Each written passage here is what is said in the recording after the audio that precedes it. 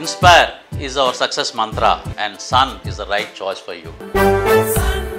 ఇది అన్న గతంలో నేను కూడా అన్నా, నేనైతే చాలా మంది పట్టించుకోలే. తర్వాత వాళ్ళ చెల్లె అయిపోయింది, చెల్లె రాకనా చెల్లె అయిపోయింది. చెల్లె అయిపోయినాక మళ్ళీ ఇప్పుడు ఏమైంది, ఇప్పుడు సీఎం రమేష్ గారి పేరు. ఇవాళ బీఆర్ఎస్ కు వాళ్ళ పార్టీని నడుపుకునేటువంటి సత్తా లేదు, పార్టీని నడుపుకోలేని స్థితిలో బీఆర్ఎస్ పార్టీ ఉంది. పూర్తిగా అవినీతిలో కూరుకుపోయినారు. ఇలా మేం చెప్పు కాదు, నరేంద్ర మోడీ గారు నిజామాబాద్ బహిరంగ సభలో క్లియర్గా చెప్పాడు. సీఎం రమేష్ గారు చెప్పింది వాస్తవము. అసలు ఇంకో విషయం చెప్తా మీకు, ఇవాళ కేసీఆర్ కొడుకు కేసీఆర్ టికెట్ ఇవ్వలే ఫస్ట్ టైం.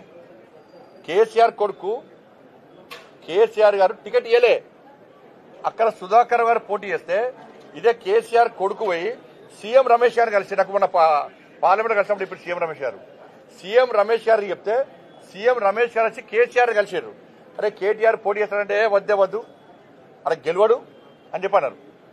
అక్కడ కేకే మహేందర్ రెడ్డి గారు గెలుస్తారు, ఈయన గెలవడు అన్నారు.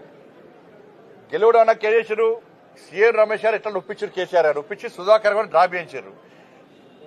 అప్పుడు పరిస్థితి ఏంది, కేసీఆర్ పరిస్థితి, కేసీఆర్ కొడుకు పరిస్థితి ముడతల షర్టు, రబ్బర్ చెప్పులు, ఆ ఫోటో చూసినది అయితే అది. అప్పుడు సీఎం రమేష్ గారే ఆర్థిక సాయం చేసిండు. సీఎం రమేష్ గారే ఈ కేసీఆర్ కొడుకు ఆర్థిక సాయం చేసిండు. సీఎం రమేష్ గారు చేసిన ఆర్థిక సాయంతోనే నువ్వు ఎమ్మెల్యే అయినవు. ఇవాళ ఇది ఫ్యాక్ట్. ఇది బీఆర్ఎస్ నడుపుకోలేని స్థితిలో నువ్వు బీజేపీలో విలీనం చేద్దామనుకున్నావు. నరేంద్ర మోడీ గారు నిజామాబాద్ సభ వేదికగా క్లారిటీ ఇచ్చిండు. కేసీఆర్ గారు నారికి వచ్చిండు, నాకు ఆరోగ్యం బాగలేదు, నా కొడుకును ముఖ్యమంత్రి చేస్తా అని చెప్పన్నాడు. నేను క్లియర్ గా మాది వారసత్వ రాజకీయాలకు మేము వ్యతిరేకం, మేము ఎట్టి బస్లో దాన్ని సహించము, మేము సపోర్ట్ చేయమని చెప్పి నరేంద్ర మోడీ గారు క్లారిటీగా చెప్పిండు. ఆ రోజు చెప్పిండు, బహిరంగ సభ వేదికగా చెప్పిండు. మేము మొదటి సీఎం రమేష్ గారికి అదే చెప్పారు, ఎందుకంటే వారసత్వ రాజకీయాలకు వ్యతిరేకం, మేము అవినీతికి వ్యతిరేకం. ఇవాళ బీఆర్ఎస్ పార్టీ ఏంది, ఎవరి పార్టీ బీఆర్ఎస్, బిడ్డ కొడుకు అల్లుడు ఇంకా సరగుని కొడుకు తండ్రి, వీళ్ళ పార్టీ బీఆర్ఎస్ పార్టీ. ఎట్లా ఒప్పుకుంటాం మేము? దేశంలో కాంగ్రెస్ పార్టీ యొక్క వారసత్వ రాజకీయాల వ్యతిరేకంగా మేము ఫైట్ చేస్తున్నాం మేము. కాబట్టి నేను మళ్ళీ చెప్తున్నాను, మళ్ళీ పూర్తిగా అవినీతి కూరుకుపోయింది ఇవాళ బీఆర్ఎస్ పార్టీ. మరి సీఎం రమేష్ గారు మాట్లాడిన దానికి ఇలా కేసీఆర్ కొడుకు సమాధానం చెప్పాలి. ఏదో మీడియా ఉంది కదని చెప్పి, అది ఏ భాష, నేను ఎంత బాగా అనిపించిందంటే, ఎవరి చలో చర్చకు సిద్ధమా, చర్చ వేదిక నేను ఏర్పాటు చేస్తాను. మీరు కరీంనగర్ హైదరాబాద్ చలో డే టు టైం కేసీఆర్ కొడుకు డిసైడ్ చేయమను, సీఎం రమేష్ గారిని రమ్మట, నేను ఇన్వైట్ చేస్తా, నువ్వు వస్తావా? రేవంత్ రెడ్డికి సంబంధం తప్పించుకునే మాటలు చెప్పకు, మళ్ళా నువ్వు తప్పించుకునే మాటలు ఏదో అందరు ఇంటర్వ్యూ అని చెప్పకు. నువ్వు సీఎం రమేష్ గారు సవాల్ చేసి నీకు సీఎం రమేష్ గారిని నేను ఇన్వైట్ చేస్తా, కరీంనగర్ వేదికనా హైదరాబాద్ వేదికనా చర్చకు నువ్వు సిద్ధమా? ఆయన చెప్పినటువంటి అనేక విషయాల మీద చర్చకు నువ్వు సిద్ధమా? పాపం సీఎం రమేష్ గారికి కేసీఆర్ కొడుకు నాస్తి కూడా తెలియదు.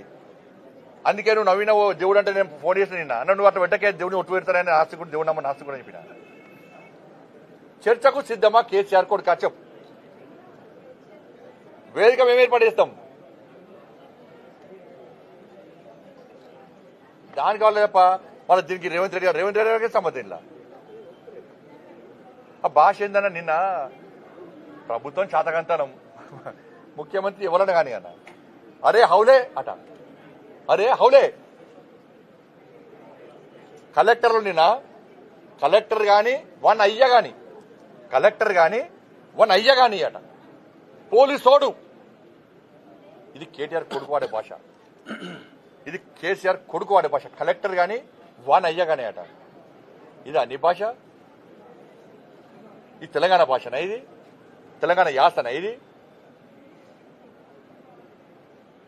ఇంత అహంకారం ఎందుకు? కనీసం సంస్కారం లేదు, సంస్కారహీనుడు నువ్వు.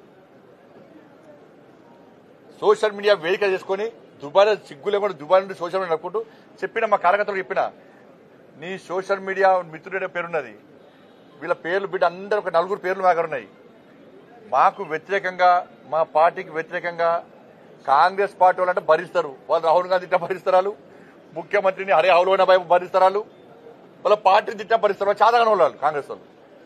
కానీ నరేంద్ర మోడీ గారిని కానీ, మా ప్రభుత్వాన్ని కానీ, మా పార్టీ నాయకుల బిడ్డ ఇంకొకసారి ఆ స్క్రైబు ఈ స్క్రైబ్ పేరుతో మాట్లాడే ప్రయత్నం చేస్తే పక్కా దాడులు గ్యారెంటీ జరుగుతాయి. పక్క నేను హోమ్ మినిస్టర్ చెప్పొద్దు, కానీ నీ అరాచకం పెరిగిపోతుంది.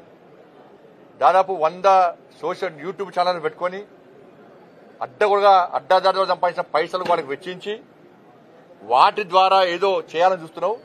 ఏం కాదు, దాంతో చేస్తున్నావు. అధికారానికి వచ్చినావా? ఉన్న సీట్లు వీకినేని నేను కార్యకర్తలు కూడా చెప్తున్నాను. నేను ఈ కేసీఆర్ కొడుకు యూట్యూబ్ ఛానల్ వేదికగా తప్పుడు వ్యాఖ్యలు చేస్తున్నాడు, తప్పుడు ప్రచారం చేస్తున్నాడు. ఎక్కడికక్కడ అడ్డుకోండి, దొరికిన అడ్డుకోండి. చలో కేసులు అయితే కేసులు అని. అరే మోడీ గారు మీ ఇష్టం వ్యాఖ్యలు చేస్తారు. హోమ్ మినిస్టర్ చెప్పొద్దు నేను, కానీ నువ్వు నీ హద్దు మీరిపోతున్నావు.